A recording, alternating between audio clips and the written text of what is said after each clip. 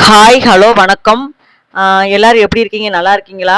வாங்க நம்ம வந்து இந்த வீடியோல வந்து என்னென்ன நான் சொல்லப் போறேன் அப்படின்னா, ரப்பர் பேண்டுக்குரிய டிப்ஸு, நெக்ஸ்ட் வந்து பேன், பொடுகு தொல்லை, அ அப்புறம் ஆடையில வந்து ட்ரெஸ்ஸு வந்து சாயம் போகாம இருக்கிறது, இதுதான் பார்க்க போறோம். வாங்க நம்ம வந்து இப்ப வந்து வீடியோக்குள்ள போகலாம். நம்ம ட்ரெஸ்ஸு வந்து துவைக்கும்போது, அ ஊற வைக்கும்போது, நம்ம வந்து சாயம் போகாம இருக்கிறதுக்கு என்ன பண்ணணும் அப்படின்னா, கொஞ்சோண்டு உப்பு கலந்த தண்ணீல வந்து ட்ரெஸ் ஊற வச்சுட்டு அப்புறம் துவைச்சீங்க அப்படின்னா, சாயம் போகவே போகாது. ட்ரை பண்ணி பாருங்க.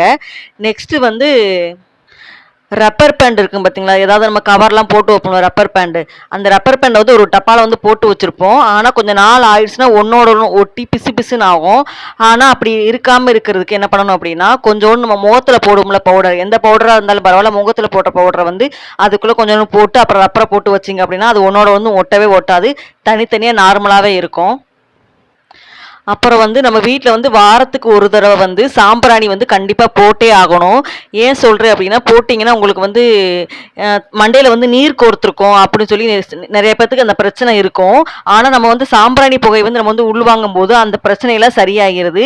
நெக்ஸ்ட் வந்து வீட்ல வந்து ஒட்டடலாம் இருக்கும் பார்த்தீங்களா? அந்த ஒட்டடெல்லாம் இல்லாம போயிரும். அதனால வாரத்துக்கு ஒருக்க வந்து எல்லாருமே சாம்பிராணி போடுங்க. நமக்கு வந்து எந்த பிரச்சனையும் இல்லாம நல்லா ஆரோக்கியமா வாழலாம்.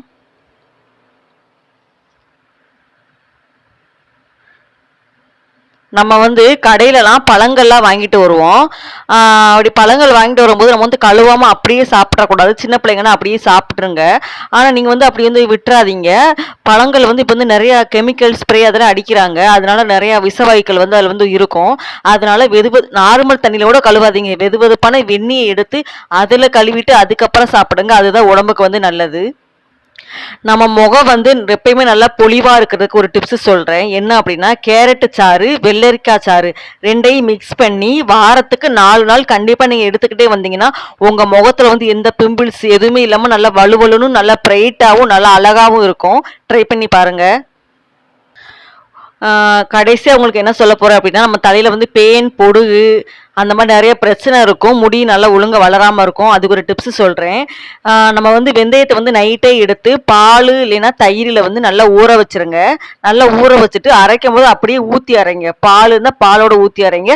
தயிர் இருந்தா தயிரோட வெந்தயத்தையும் சேர்த்து அரைச்சுட்டு அப்புறம் தலைக்கு தேய்ச்சிட்டே வந்தீங்க அப்படின்னா, வாரத்துக்கு 2 தடவ இப்படி பண்ணிட்டு வந்தீங்கன்னா, உங்க தலையில பேன் இருக்கவே இருக்காது. பொடுகு, ஈறு எந்த பிரச்சனையுமே இருக்காது. உங்க முடியும் நல்லா அழகா ஷைனிங்கா கருப்பா இருக்கும். நீங்க இந்த டிப்ஸ வந்து எல்லாருமே ட்ரை பண்ணி பார்த்துட்டு எனக்கு வந்து கமெண்ட்ல சொல்லுங்க. இந்த வீடியோ பிடிச்சிருந்தா சப்ஸ்கிரைப் பண்ணுங்க. பாய்.